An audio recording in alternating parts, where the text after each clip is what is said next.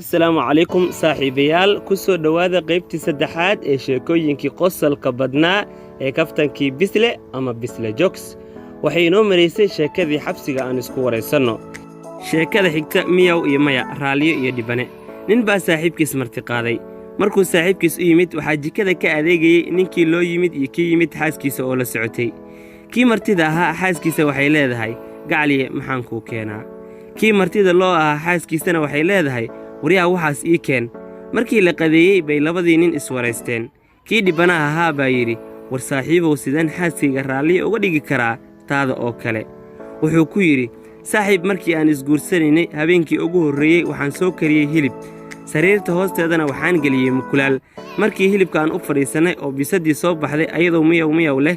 baan inta qabtay labo ka kala dhigay islaantii oo naxsan baa i weyddiisay markaas baan ku idhi aniga miyaw iyo maya ma maqli karo jin baa igu jiro waxaas haddaan maqlo waa inaan dhiig daadiyo ilaa maalintii waa ay iga cabsataa owheellow wuxuu go'aansaday inuu sidaas yeelo maalintii xigtay buu isagana galab dheer hilib karsaday yaanyuurna sariirta hoosteeda geliyey markii hilibka loo fadhiistay bay mukulaashii soo baxday iyadoo miyaw leh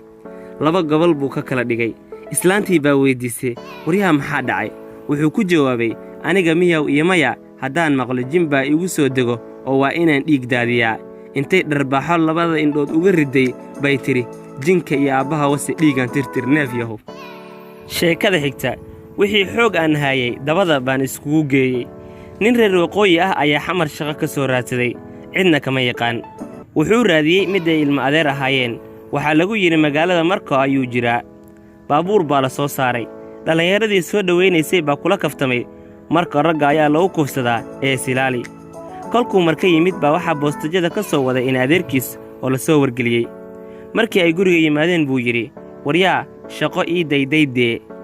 wuxuu yidhi shaqo inta lagaga helaayo waa la foofaa subaxdii oo beeraha ayaa loo shaqo doontaa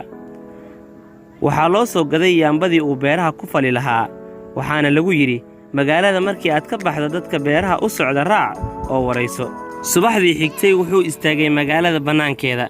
reer koonfurku dad inta badan iscaawiyo ma ahan markuu hadlo waryaa halkee loo socdaa waa ay ka kala cararaan qayladiisa inuu dili rabo bay moodaan markii dambe buu wiil yar kuleetiga ku dhegay war nala hadal nebigaada seege gownow wiilkii yaraa qayluu afka labadiisii yeedhay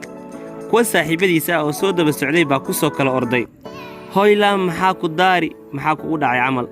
wuxuu yidhi qaldaankan ay dhowi yaa i dilay waxay dhaheen iska dhow unukuna waa kula dhowaynaa adiga dil annagana waan kula dilaynaa xariifkii reer waqooyi ahaa iska dhow aan kula dhownee markuu maqlay dhulka intuu fadhiistay buu dabada dhulka ku dhejiyey markaasay laad kala daaleen wuxuu leeyahay war meeshaad doontaan jebiya wallaahi baadan idhabin waa la isku soo baxay wiilashii iyo ninkii waxaa la geeyey saldhigga taliyihii oo asagana reer koraad ahaa baa ka naxay ninkan meel walba ay dhiigayso markaasuu yidhi war ragga intay sidaan kuu dilayeen maxaad iskaga dhicin weyde wuxuu ku yidhi dee taliya maxaannu iska celinnaa wixii xoog aannu haynay dabada baana iskugu geynay sheekada xigta alla mayee kuwa shafka galo wiil reer xamar ah iyo wiil reer jabuuti ah baa guri wada degganaa wiilkii xamaraawiga ahaa baa isyidhi shaah karso saagaaskii wax ku karsan lahaa ma yaallo saaxiibkiis buu weyddiiyey cabdiyow aaway gaaskii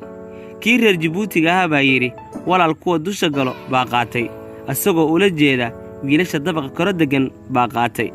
xamaraawigii oo dusha u fahmay dhabarka baa yidhi mayee kuwa shafka galo sheekada xigta amaan xafaayad xirtaa wiil baa wuxuu lahaa ballan adag qof dhow mar u goysay haddii uu baajiyo wuxuu u arkayey inaysan mar dambe is arkayn wuxuu ii dirsaday kaniin si shubanka ugu yaraado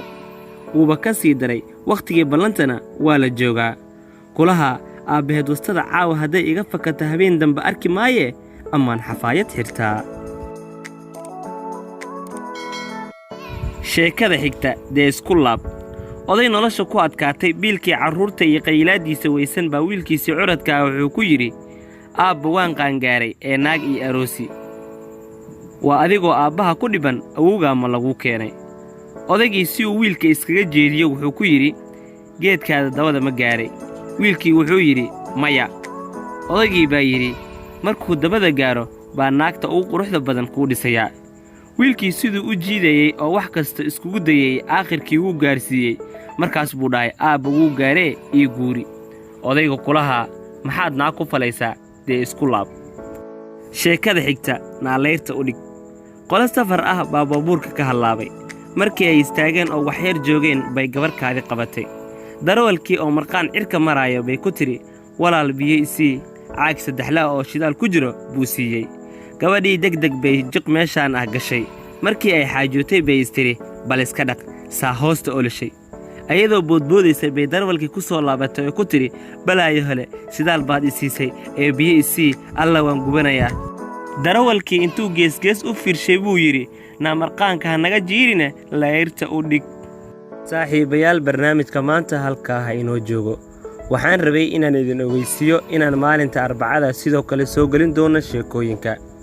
ha hilmaamin haddii aad sabskaraib saarin inaad sabskaraib saarto janalkan sifa aad u noqoto daawadaha ugu horreeya intaan barnaamijkan barnaamij la mida ku kulmi doono waa saaxiibkiin faarax fawsi oo idinkaga tegaya nabadgel